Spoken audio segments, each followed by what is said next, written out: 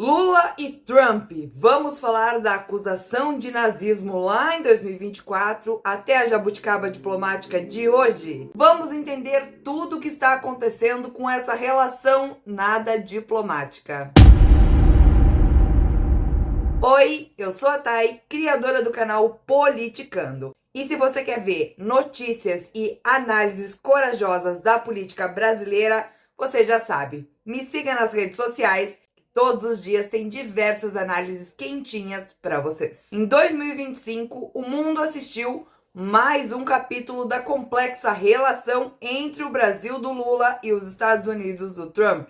Desta vez, protagonizado por dois personagens com histórico de antagonismo político. Desde a eleição de Trump em novembro do ano passado e sua posse em janeiro deste ano, o clima entre os dois líderes ficou pior do que já estava, culminando em uma guerra de tarifas e acusações ideológicas e gestos diplomáticos nada comuns no mundo internacional. Vamos retornar um pouquinho? Pouco antes da vitória do Trump nas eleições americanas, Lula afirmou que a possibilidade de Trump voltar ao poder seria, nas palavras dele, nazismo com outra cara. A fala, obviamente, causou um mal-estar em diversos setores, inclusive no setor conservador brasileiro, que passou a pressionar o governo por uma postura mais pragmática e menos ideológica nas relações com governos do exterior, principalmente com o governo americano,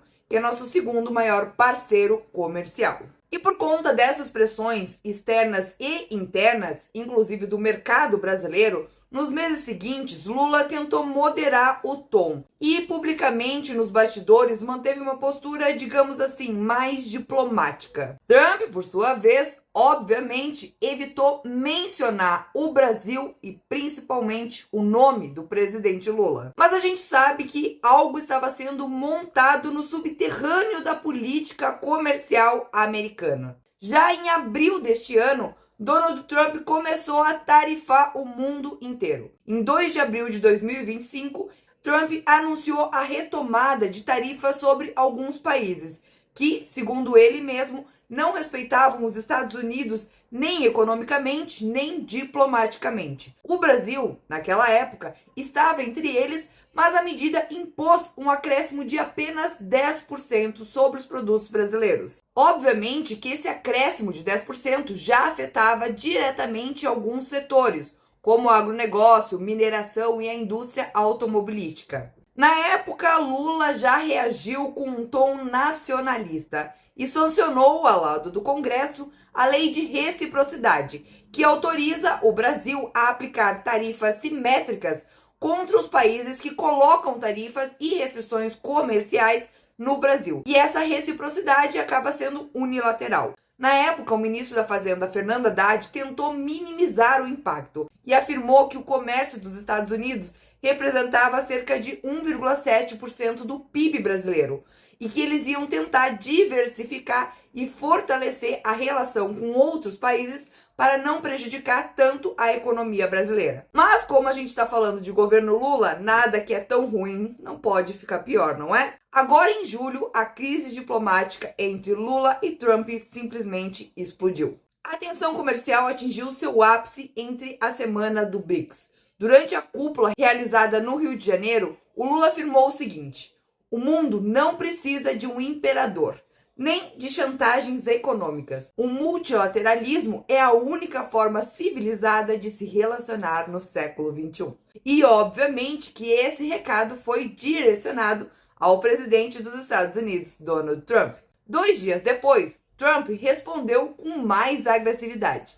Em uma postagem na sua rede social e no seu perfil pessoal, ele escreveu a seguinte resposta: o Brasil de Lula é uma piada. Prende opositores, censura a imprensa e ainda quer posar de moralistas. Se continuar assim, vamos subir as tarifas para 50%. E claro, se tratando de Trump, a ameaça foi concretizada. Em 9 de julho, os Estados Unidos anunciaram uma tarifa de 50% sobre os produtos brasileiros, com vigência a partir do dia 1º de agosto. E não acabou por aí. Trump ainda acusou o governo Lula de perseguir Bolsonaro por razões políticas, chamando os processos contra o ex-presidente de caça às bruxas dignas de KGB. Lula novamente reage com retaliação e discurso ideológico, nada diplomático e sem considerar a importância dos Estados Unidos para o Brasil. E ele respondeu: o que está em jogo aqui não é o comércio, é a soberania do povo brasileiro. Não aceitamos que um país estrangeiro interfira em nossas decisões judiciais, e muito menos que utilize tarifas como ferramenta de intimidação política. E o Itamaraty do Lula também anunciou medidas retaliatórias, como a elevação de tarifas para produtos americanos e a ameaça de levar o caso à OMC. Só que hoje, dia 13 de julho, Lula aparece com uma jabuticaba como um sinal de paz simplesmente do nada. Na manhã de hoje, Lula surpreendeu em um vídeo publicado nas redes sociais da sua esposa Janja, bem descontraído em sua casa de campo, comendo uma jabuticaba e manda o seguinte recado para Donald Trump: duvido que alguém que chupe uma jabuticaba fique de mau humor. Vou levar jabuticaba para você, Trump, porque quem come essa fruta de manhã não precisa de briga tarifária. Eu ainda não sei o que pensar sobre esse momento icônico. Mas claro que o gesto foi interpretado por diversos analistas como uma tentativa do Lula de sair do confronto direto e buscar uma reaproximação informal, usando o humor e a cultura brasileira como ponte. Mas a fala acabou viralizando nas redes sociais e dividiu opiniões. Enquanto os apoiadores do Lula, que são cegos e sempre defendem o que ele faz, elogiaram a leveza diplomática, os opositores afirmaram que o ato foi constrangedor e totalmente submisso. Eu não sei qual que é a opinião de vocês, eu ainda não tenho opinião formada sobre isso. Mas vamos analisar o que está em jogo entre toda essa relação. A crise entre o Brasil e os Estados Unidos é muito mais do que uma disputa tarifária. Ela está enraizada em dois modelos políticos que se opõem frontalmente. Lula está abertamente no caminho oposto às democracias ocidentais. E Donald Trump está trabalhando com o protecionismo, mas com um discurso de defender a democracia ocidental. Só que para além de toda essa retórica política, o embate diplomático vai ter consequências econômicas desastrosas.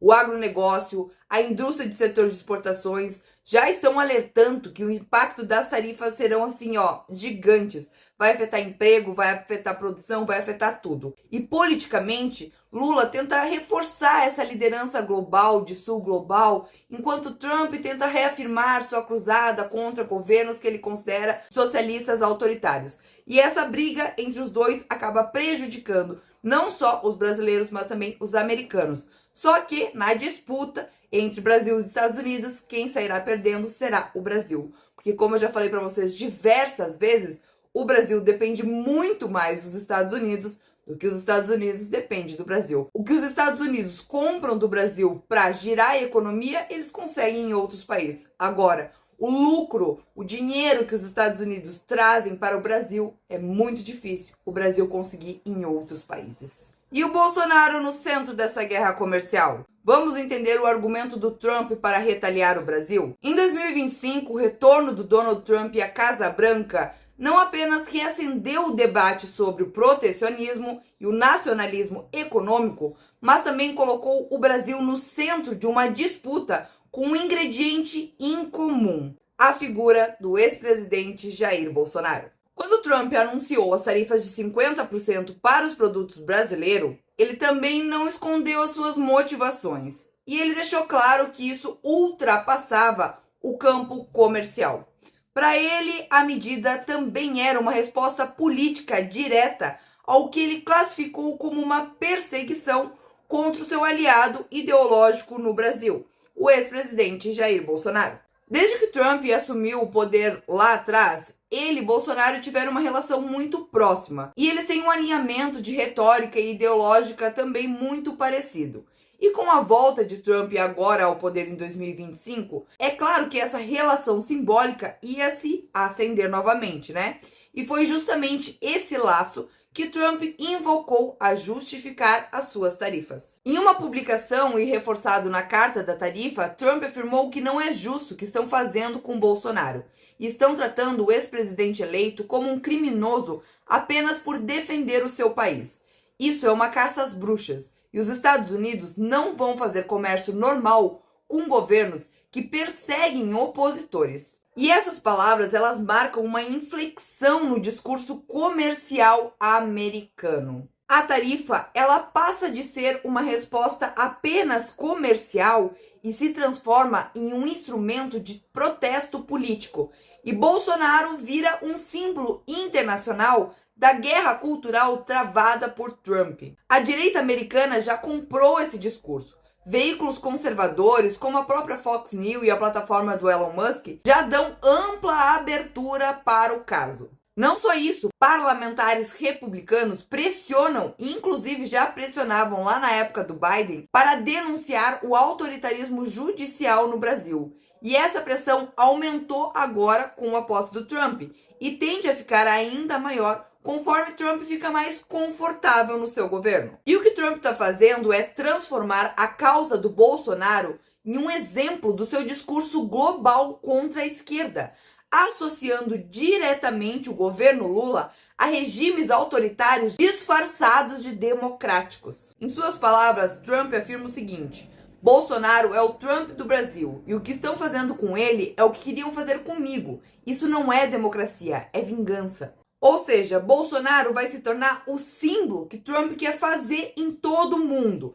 Quer mostrar que regimes democráticos têm sim a sua simbologia autoritária, a sua prática autoritária, mesmo falando que são democráticos. E eles fazem isso com seus opositores. Exatamente o que está acontecendo no Brasil. E Trump vai utilizar o Brasil como exemplo mundial. Por fim, a guerra de tarifas entre Lula e Trump é marcada por muito mais do que uma disputa comercial. É um embate ideológico com impacto direto na política dos dois países. Trump vai usar Bolsonaro como um símbolo de perseguição política e justificar as tarifas como uma defesa da liberdade, o que reacende o bolsonarismo e enfraquece a narrativa institucional do Lula. No curto prazo, o Brasil vai perder possivelmente acordos econômicos, investimentos e, claro, competitividade no comércio com os Estados Unidos. No médio, a pressão recai sobre o Planalto. Setores produtivos vão exigir resposta, enquanto a oposição vai ganhar mais munição